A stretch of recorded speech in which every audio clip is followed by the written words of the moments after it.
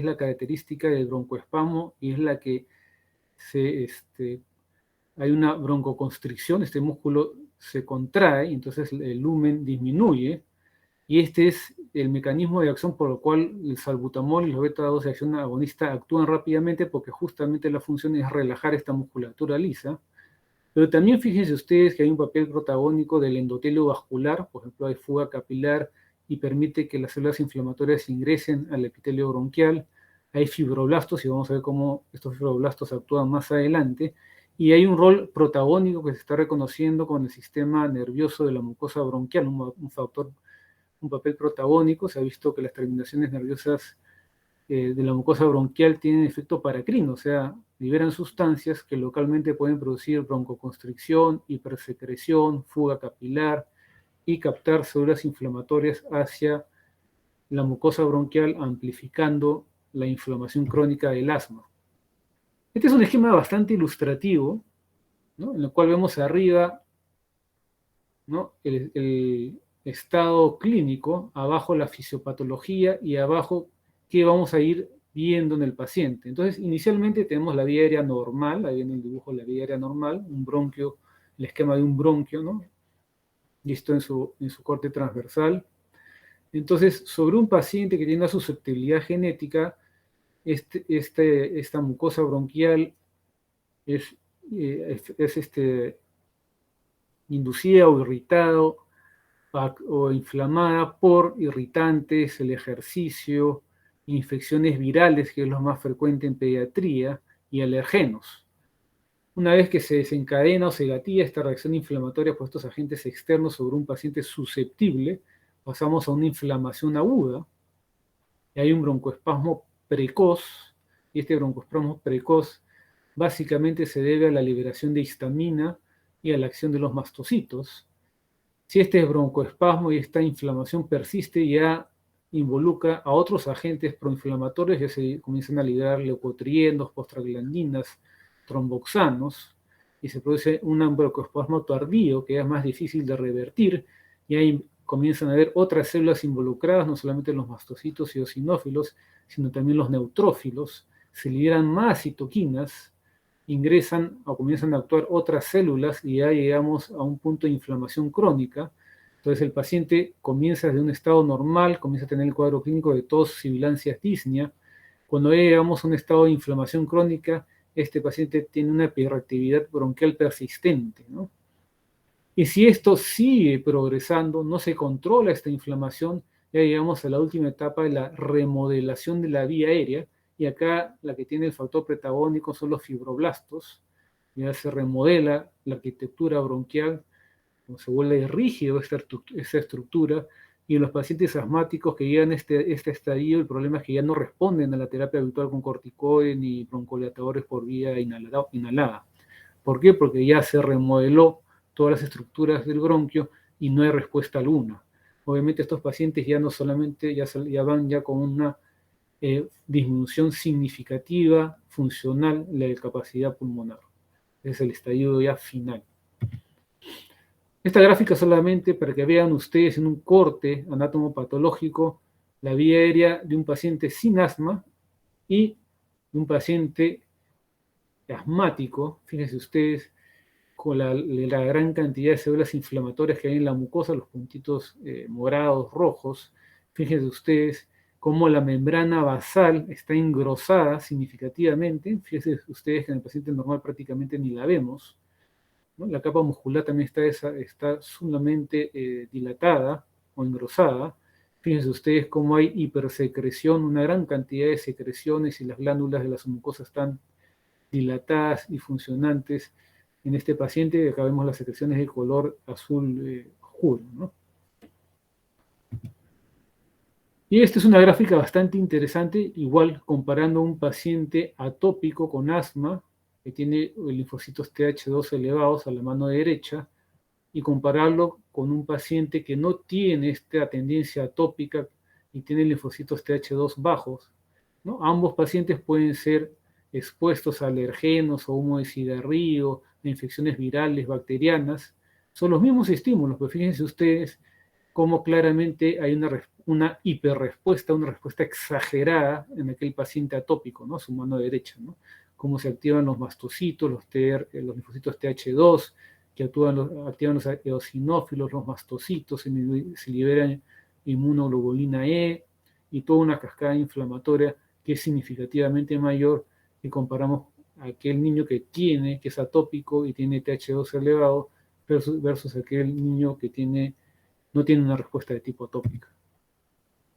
De tal manera, como ustedes habrán podido deducir, hay varios fenotipos clínicos de asma, ¿no? Tenemos la alérgica, que es la que acabamos de escribir en la gráfica anterior, la no alérgica, inicio tardío, que lo vemos más en adultos, más este es el asma ocupacional, ¿no? De aquel adulto que comienza a trabajar en una fábrica, por ejemplo, o una mina, ¿no? En lo que es el paciente asmático que ya tiene una remodelación de la vía aérea y asociado a la obesidad.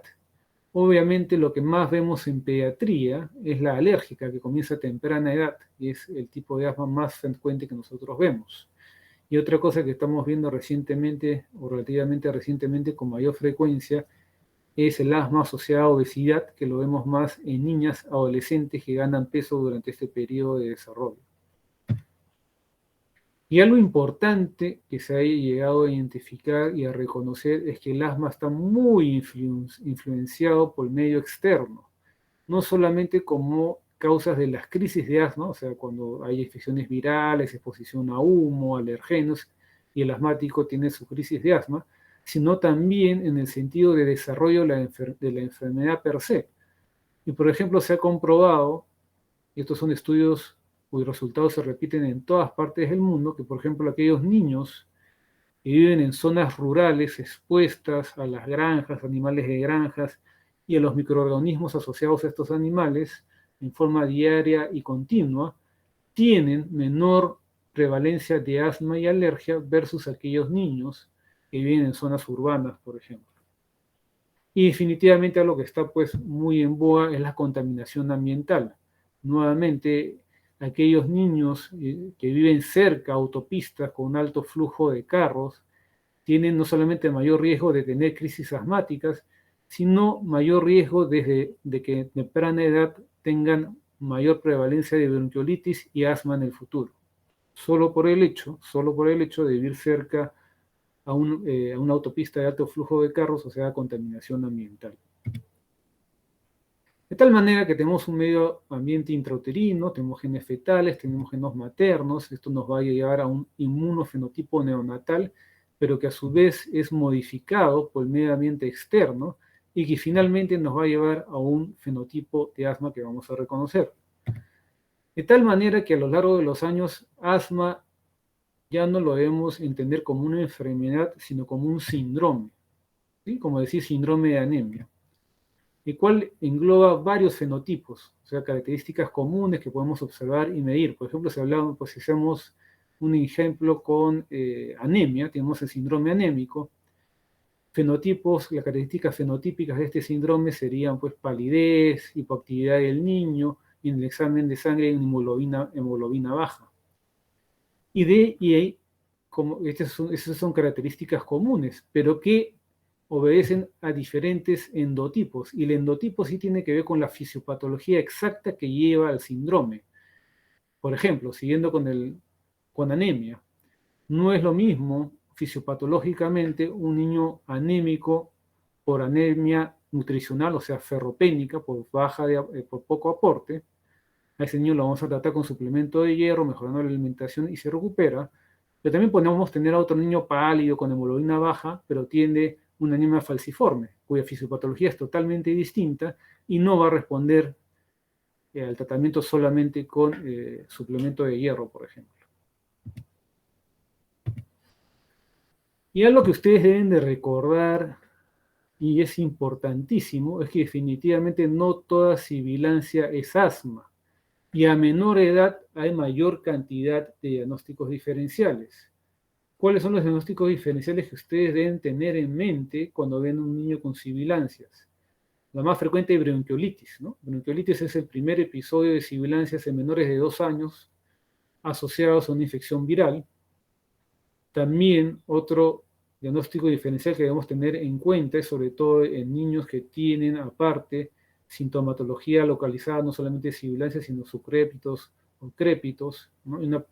Podemos pensar en neumonías, en atelectasias, tuberculosis, ojo, siempre pensar en tuberculosis todos los que vivimos en Perú, Bordetella pertussis, ¿no? Que también se asocia no solo a sibilancias, sino también lo característico que son las toses paroxísticas, ¿no?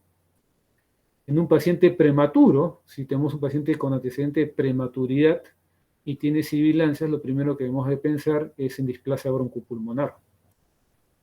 Si tenemos un paciente pequeño que tiene sibilancias desde la etapa neonatal, que no ha sido pretérmino, no tiene displasia, tiene neumonías recurrentes, ¿no? O alteraciones localizadas en el mismo lugar, imágenes patológicas en placas de tórax que se repiten, lo primero que debemos pensar es en malformaciones congénitas de la vía aérea. Pacientes que tienen sibilancias, pero aparte tienen tos productiva, persistente, que no crecen, no dan buen peso o buena talla, tienen neumonías recurrentes. Debemos pensar en bronquiectasias o fibrosis quística, que también es una patología que estamos reconociendo, ojo, no es raro. Si tenemos casos más raros que aparte de tener el problema respiratorio tienen otitis recurrente, sinusitis recurrente, debemos pensar en cosas más raras como disquinesia ciliar primaria. Si las sibilancias se asocian a la alimentación, al vómito, hay vómitos, debemos pensar en reflujo, enfermedad por reflujo gastroesofágico. No sé, problemas de la deglución, que habitualmente lo vemos en niños con secuelas neurológicas o problemas neurológicos, o sea que se aspiran, ¿no? Esto es un trastorno en la mecánica de deglución que es frecuente en niños con secuelas neurológicas o enfermedades neurológicas como epilepsia. Cuando son pacientes que tienen sibilancias, pero aparte infecciones recurrentes, severas, debemos pensar en un problema de disfunción del sistema inmunológico. Y obviamente, pues los pacientes cardiópatas con cardiopatías congénitas que hacen insuficiencia cardíaca congestiva, cualquiera que sea la causa, pueden ir con sibilancias. Entonces, ¿cuándo sospechar en asma? ¿Cuándo sospechar en asma? Cuando tenemos el cuadro clínico característico, ¿no? Que habitualmente es más de un síntoma de la triada clásica, o sea, sibilancias, disnea, tos, opresión torácica. Recordar que es variable en el tiempo. Habitualmente estos síntomas empeoran en la noche o en las mañanas y también se gatillan cuando es expuesto a infecciones virales, que es la causa más frecuente en pediatría, o al ejercicio, o a la risa, o la exposición de alergenos, ¿no? Entonces, si tenemos un niño con estas características, debemos pensar en asma. Si no es así, hay que pensar en el diagnóstico diferencial, que puede ser cualquiera de los que les he mencionado. Si es que sí tenemos un cuadro clínico compatible, hay que hacer el examen físico, obviamente. Y si el examen físico va de la mano con la presunción por el cuadro clínico, con la anamnesis, en la medida de lo posible debemos de confirmar el diagnóstico con una prueba objetivable. La prueba que más usamos y está en la mano es la espirometría. Si la espirometría es positivo, estamos ya confirmando que estamos frente a un paciente asmático.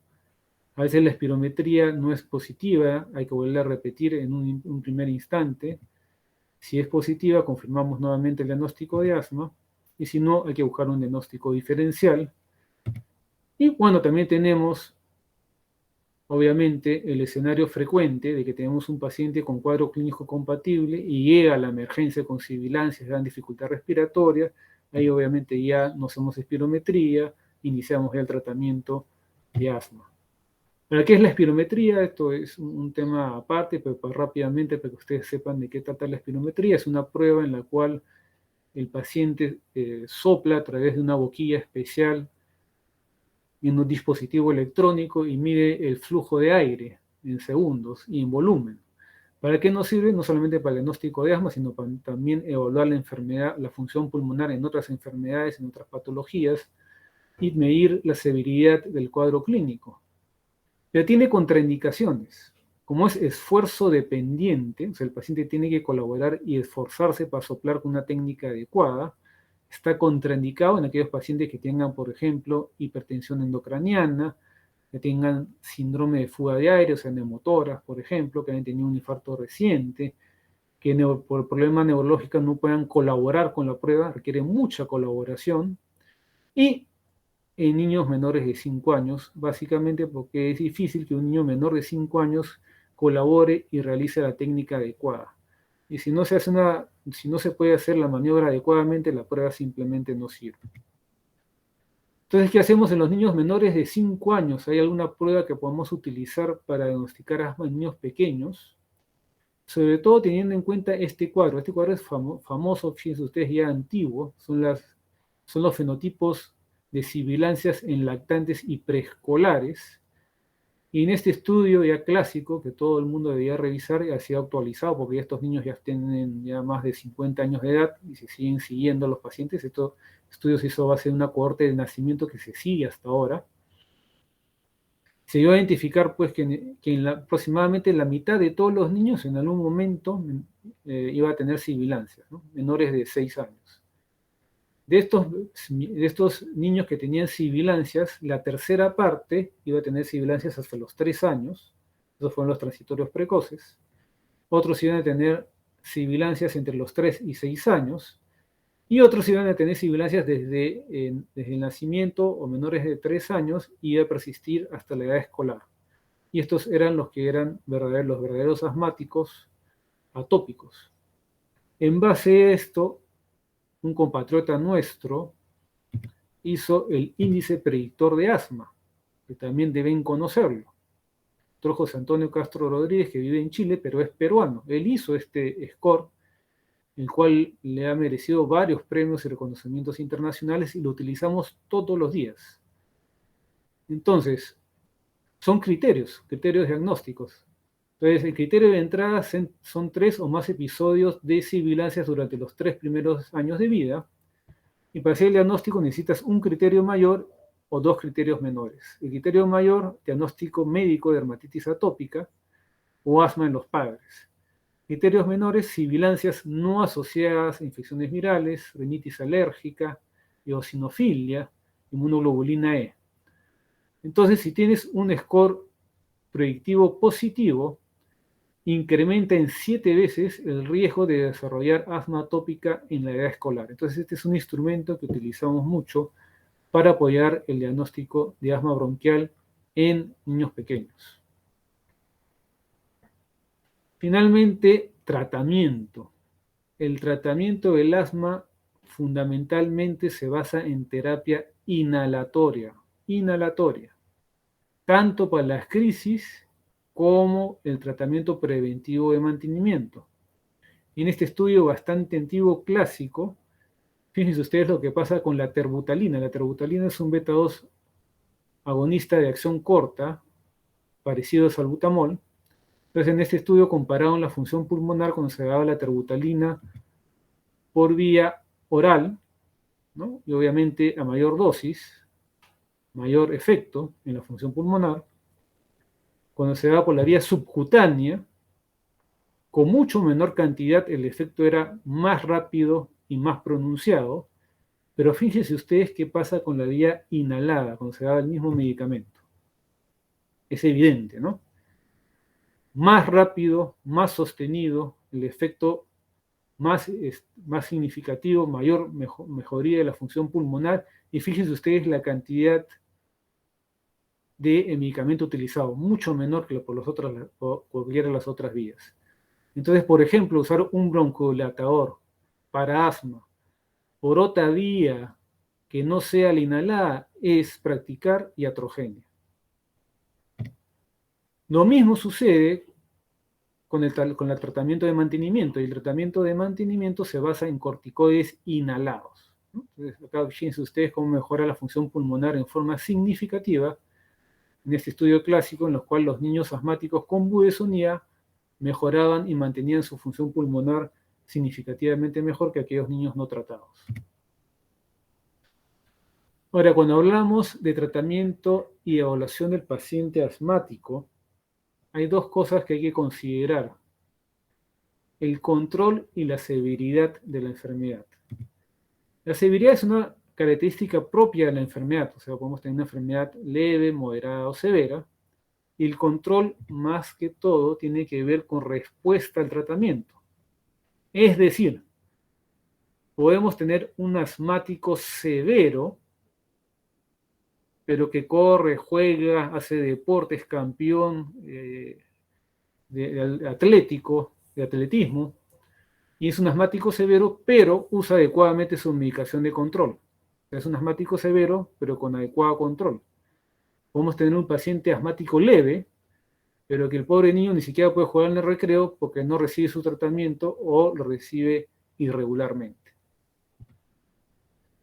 Tanto la severidad como el control incluyen dos aspectos que hay que evaluar, ¿no? El daño actual, que se refiere básicamente a la frecuencia y exacerbaciones, o sea, los síntomas, y limitación de la función pulmonar, y el riesgo futuro, que evalúa la probabilidad de que se presente una nueva crisis asmática, que este niño, al no ser controlado adecuadamente, tenga una caída progresiva de la función pulmonar, o obviamente hay que ver el riesgo que significa dar la medicación y el fenómeno de remodelación que ya lo hemos conversado. De tal manera que el GINA, por anamnesis o cuadro clínico, cataloga al asmático en controlado, parcialmente controlado y no controlado, teniendo en cuenta los síntomas diurnos, la limitación de sus actividades, síntomas nocturnos o despertares, la necesidad de utilizar medicina de rescate, básicamente salbutamol, y la función pulmonar, ¿no? Entonces, si todo esto es adecuado, no tiene síntomas diurnos, tiene una buena función pulmonar, sus actividades están conservadas, es un paciente controlado.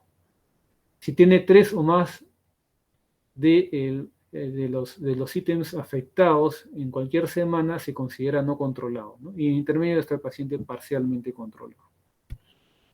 Entonces, de acuerdo a cómo esté nuestro paciente, nosotros vamos subiendo o reduciendo la cantidad de tratamiento y dosis para mantener controlado al paciente. Esta es una evaluación que debemos hacer continuamente. Pero obviamente lo que nos interesa es tener en cuenta el riesgo de que este paciente desarrolle una crisis o exacerbación de asma, que lo lleve a una emergencia o una hospitalización. ¿Cuáles son los factores de riesgo? Por ejemplo, factor de riesgo de que un paciente asmático, aunque sea leve, tenga prontamente una exacerbación severa, es que, por ejemplo, le preguntemos y haya utilizado más de 3 inhaladores, más de 3 MDI dispositivos en un año. Probablemente ese niño se ha utilizado más de 3 dispositivos de salbutamol en un año, tiene mayor riesgo de desarrollar asma. Si tiene una función pulmonar baja, si es un paciente que no sabe usar adecuadamente el inhalador o no cumple con la indicación del uso de inhalador. Obviamente fumador, no solamente activo, sino pasivo. Si alguien fuma en la casa, ese niño va a hacer exacerbación de asma. Las comorbilidades, importante, y muchas veces nos olvidamos, si tenemos un paciente con obesidad, solo por el hecho de ser un niño obeso va a tener mayor riesgo de desarrollar una exacerbación de asma. Si tenemos un niño con rinitis alérgica no controlada y que se ha complicado, por ejemplo, con una rinosinusitis, lo mismo. Si tenemos valores elevados de eosinofilia en sangre, también es un riesgo de asma. Niños que llegan a la emergencia con antecedentes de haber estado hospitalizados en UCI o haber estado intubados, ojo, ese niño no lo pueden soltar, tiene que quedarse hospitalizado. Alto riesgo de que haga una exacerbación severa. Obviamente, pues, la falta de uso de tratamiento de mantenimiento, que son los corticoides analados, que son el pilar, básicamente. Y fíjense ustedes, acá vean gráficamente cómo el uso de más de 3 inhaladores de salbutamol al año se asocia significativamente con mayor cantidad de hospitalizaciones, visitas a emergencia y necesidad de dar corticoide por vía sistémica. Ojo que ya se dice que más de 3 cursos de corticoides sistémicos, ya sea en jarabe, oral o endovenoso, aumenta significativamente el riesgo de neumonías, sobreinfecciones, diabetes, infecciones severas como por ejemplo COVID, problemas cardiovasculares, hipertensión, etcétera, etcétera, etcétera. ¿Y por qué digo esto? Porque los pacientes habitualmente lo que más utilizan es el salbutamol, porque los alivia rápidamente. No les interesa usar el corticoide inhalado. Y fíjense ustedes, en este gráfico, cómo el riesgo de muerte se asocia con un aumento rápido cuando se usan más de 2 dispositivos de salbutamol o SABA por mes. Y cómo sucede exactamente lo contrario si es que lo que más se utiliza son inhaladores que utilizan corticoide inhalado. Es decir, aquel paciente que usa corticoides inhalados en forma regular, como se le indicó, tiene mucho menor riesgo de aquel paciente que no quiere cumplir con el tratamiento de mantenimiento y solamente cada vez que se siente mal utiliza el salbutamol, ¿no? Ahora, ¿cómo es el tratamiento de mantenimiento? En asma tenemos dos tratamientos: el tratamiento de mantenimiento a largo plazo, cuyo objetivo es evitar que el paciente, el niño, haga crisis asmáticas, y el tratamiento cuando el paciente ya está con crisis asmática. Entonces, ahorita lo que vamos a hablar es del tratamiento de mantenimiento, cuyo objetivo es prevenir que el paciente haga crisis asmáticas, ¿correcto? Entonces, el GINA lo divide en grupos etarios, primero adultos y adolescentes mayores de 12 años.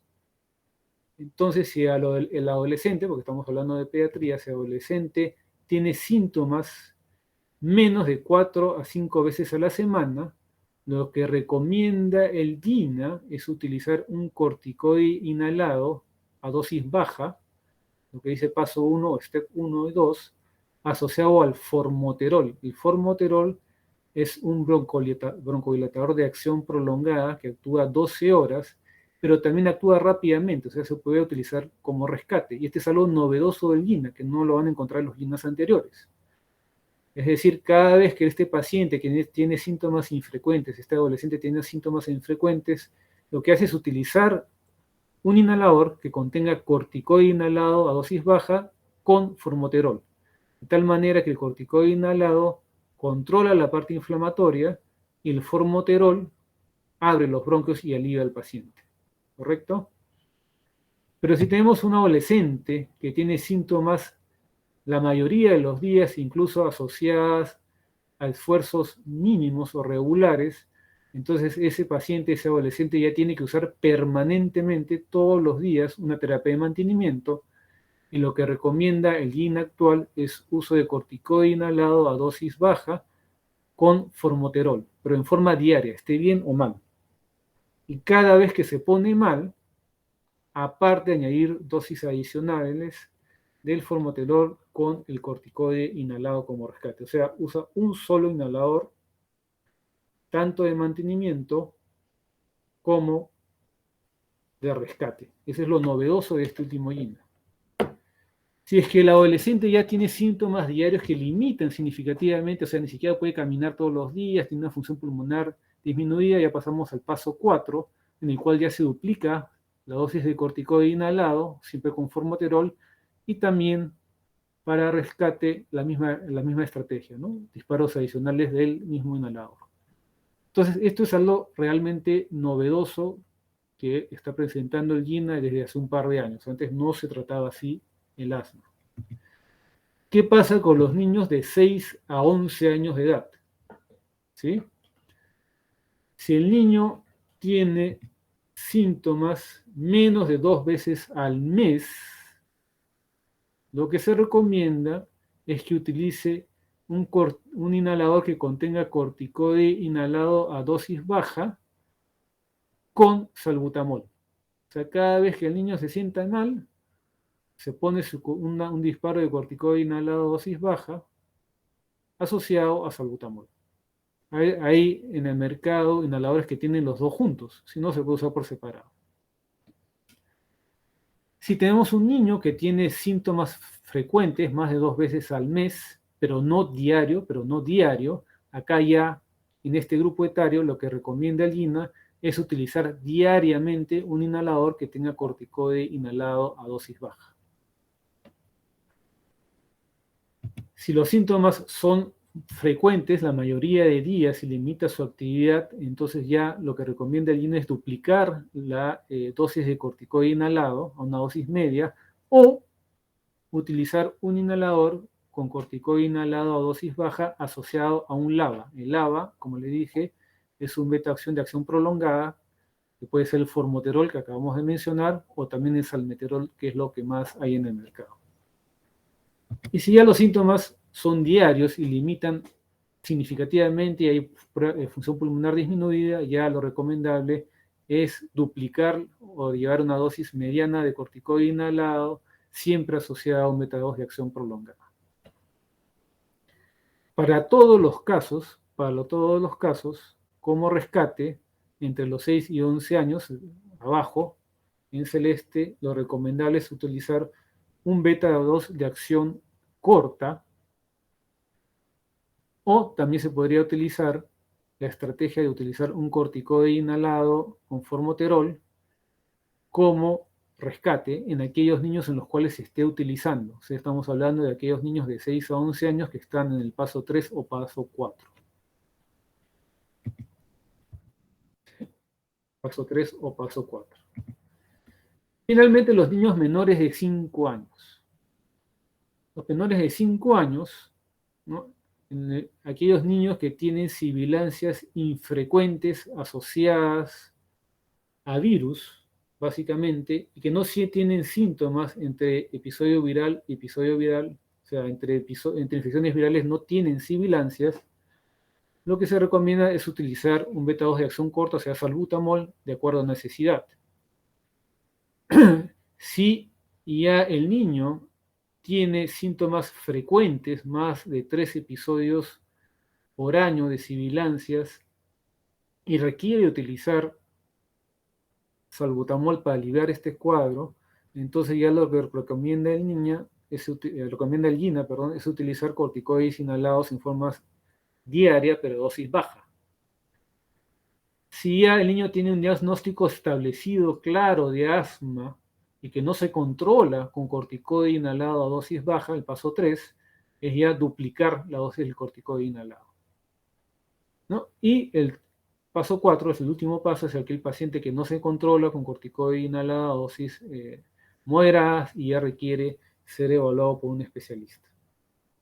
Entonces, eso es el tratamiento de mantenimiento. Este tratamiento de mantenimiento requiere reevaluaciones constantes de ver todos los factores de comorbilidades, técnica inhalada, adherencia.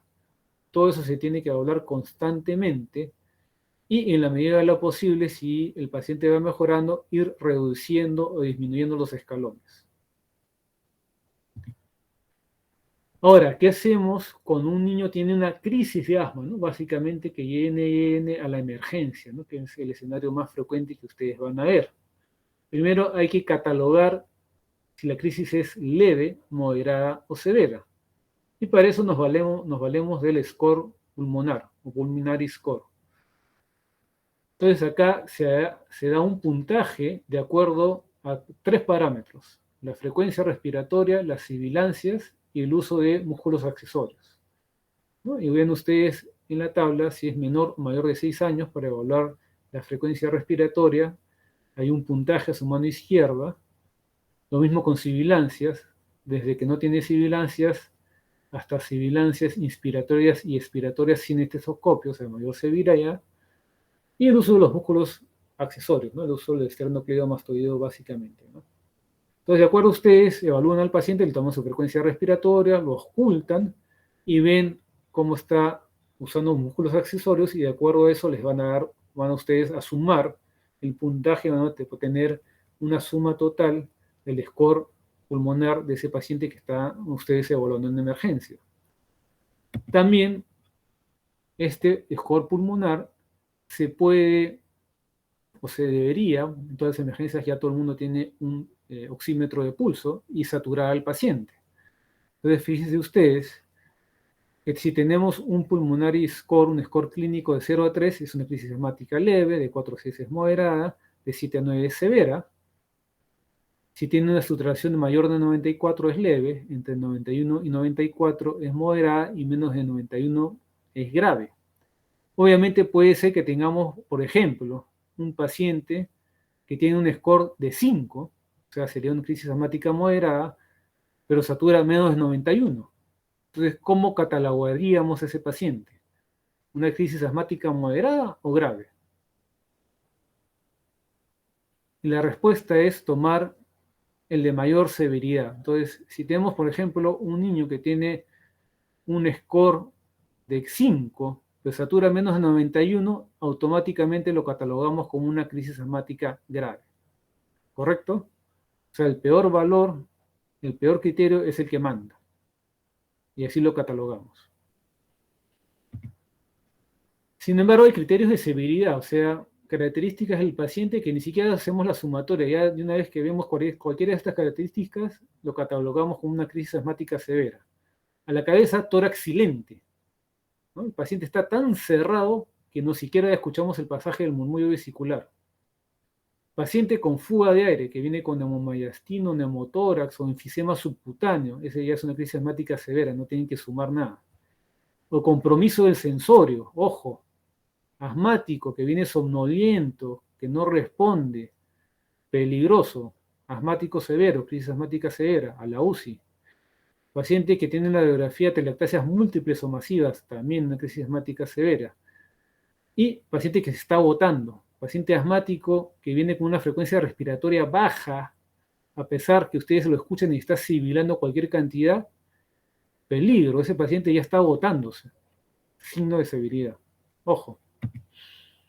¿Cómo tratamos una crisis asmática? Si tenemos una crisis asmática leve, le damos terapia con salbutamol inhalado y corticoide sistémico y la mandamos por una reevaluación ambulatoria en 48 horas. Si tenemos una crisis asmática moderada, estamos usando inhaladores, usamos el beta 2, el salbutamol, 4 a 10 puff cada 10 minutos y damos el corticoide sistémico, lo reevaluamos. Si sigue con el mismo puntaje, volvemos a repetir, pero ya asociamos inhalaciones con bromuro y patropio. Si esto no mejora, obviamente se hospitaliza. Si mejora en cualquiera de los puntos, digamos, pasa a un score leve, ya le damos de alta. Pero si tenemos un paciente que en lugar de mejorar empeora o de entrada tiene un score de severidad, y es un paciente que no solamente se hospitaliza, sino que debe pasar a cuidados intensivos para otro tipo de manejo. Por ejemplo, este es un esquema interesante del UpToDate de cómo manejar un paciente asmático severo, ¿no? Solamente para que lo tengan en cuenta, ¿no? Por ejemplo, ellos sugieren nebulizar con salbutamol, albuterol, que es similar al salbutamol, más bromuro y patropio. Si es severo, incluso usar terbutalina endovenosa cuando hay un pobre pasaje, no pasa el murmullo vesicular o epinefrina. Si no responde, metilprednisolona endovenoso. Si aún así no responde, comienzan con nebulizaciones continuas, o sea, ya nada de cada 10 minutos, cada 20 minutos, nada. Le ponen la medicina, se comienza a acabar, lo vuelven a llenar el nebulizador y siguen nebulizándolo sin parar. Si aún así no mejora, sulfato de magnesio endovenoso, ¿no? Y si aún no funciona, terbutalina endovenoso, ¿no? Que es el broncodilatador de acción corta, pero no lo tenemos acá en Perú, ¿no? La terbutalina endovenosa. También las crisis asmáticas se pueden manejar con nebulización, pero la efectividad es la misma siempre y cuando la técnica inhalatoria sea adecuada. La única ventaja de nebulizar es que si el paciente está hipoxémico, lo nebulizamos con oxígeno, pero aún así es igual manejarlo nebulizando que utilizando el MDI. Estos son los corticoides sistémicos. Podemos utilizar cualquier corticoide sistémico para tratar la crisis asmática, cualquiera. Y como les dije en la clase de lunes, habitualmente pues el niño asmático con crisis está asustado y si lo van a inyectar por ponerle el corticoide inhalado, la crisis asmática definitivamente va a empeorar. Y el corticoide sistémico va a actuar igualito. Entonces, hay que poner corticoide por vía sistémica endovenosa intramuscular en aquel niño pues, que tiene una crisis asmática severa, que no puede deglutir, que no puede pasar el corticoide por vía oral, o que está vomitando. Esa sería la indicación. El bromuro hipatropio se utiliza en crisis moderadas a graves, en forma simultánea con el salbutamol, no solo, y se ha visto, pues, de acuerdo a diferentes guías, que incrementa la función pulmonar y si se da tempranamente en la emergencia, disminuye las hospitalizaciones, ¿no? Y también mejora la función pulmonar, ¿no? El bromuro hipatropio lo tenemos nosotros en MDI, no tenemos la forma para nebulizar en el mercado, pero lo utilizamos con el MDI como dice abajo, de 4 a 8 puff con cada vez que utilizamos el salbutamol para rescatar al paciente. El falta de magnesios se da por vía endovenosa, y a esto es crisis asmáticas severas, ¿no? Una sola dosis. La aminofilina se utilizaba antes, ¿no? Ya no se debe utilizar, está contraindicado porque tiene varios efectos secundarios, solamente está reservado para tratamiento de pacientes en la UCI, ¿no? Antes se utilizaba con frecuencia, incluso en la emergencia. Por lo tanto, para finalizar, cosas que deben de recordar, el asma debemos considerarlo como un síndrome, con múltiples factores etiológicos, múltiples gatillos, múltiples mecanismos fisiopatológicos, combinaciones de todo lo anterior. Es un diagnóstico de exclusión, ojo, sobre todo en niños pequeños, acuérdense del diagnóstico diferencial. En la medida de lo posible hay que hacer una prueba objetiva de la reversibilidad del broncoespasmo, esta es la espirometría, ¿no? Con la espirometría medimos la función pulmonar en una primera fase, damos el broncohilatador y volvemos a repetir. Y si hay un cambio significativo de la función pulmonar, significa que el paciente está con un broncoespasmo severo y sustenta o soporta el diagnóstico de asma. Importante en el tratamiento controlar la exposición a factores externos, porque por más tratamiento que demos, si tenemos en la casa un papá fumador, o el niño vive al lado pues, de una carretera, o al lado de un taller de pintura, o una fábrica, por más tratamiento que demos, no va a mejorar. Siempre recuerden que hay que evaluar la técnica inhalatoria, incluso los adultos tienen dificultad para evaluar la técnica inhalatoria, y a raíz de eso, el último GINA sugiere que incluso los adultos debían utilizar aerocámara o espaciador, no solo el inhalador directo a la boca. Identificar las comorbilidades, si el paciente es obeso, si aparte tiene rinitis, ¿no? Básicamente, ese es a grandes rasgos lo que es asma en pediatría. Esto va a haber, yo sé que hay clases, hay talleres que vamos a tener durante las prácticas, básicamente en lo que es manejo de crisis asmática, que es algo que ustedes deben saber manejar, porque lo van a ver en cualquier emergencia, cualquier día, en Lima, en cualquier parte del Perú, van a tener una crisis asmática, sobre todo en invierno, en cambio de estación. Bueno, preguntas, comentarios, algo que no haya quedado claro.